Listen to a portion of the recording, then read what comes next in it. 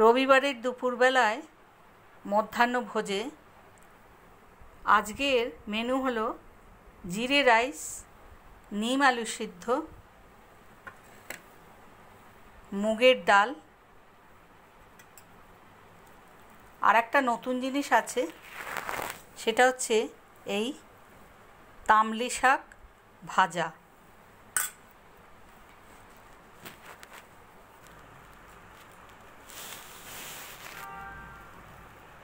এটা হচ্ছে সিলন মাছের গ্রিন পিস কারি। মাছটাকে কালিয়ার মতো করে রান্না করা হয়েছে, দেখতেই পাচ্ছেন। আর রংটা হয়েছে চমৎকার।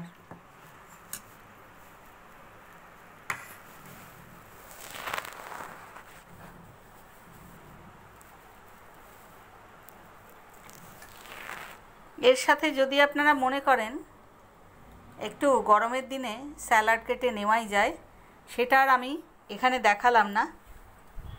তাহলে দেখুন তো, শুধু মাছে ভাতে বাঙালির একটা রবিবার মাংস ছাড়া চলে কি না।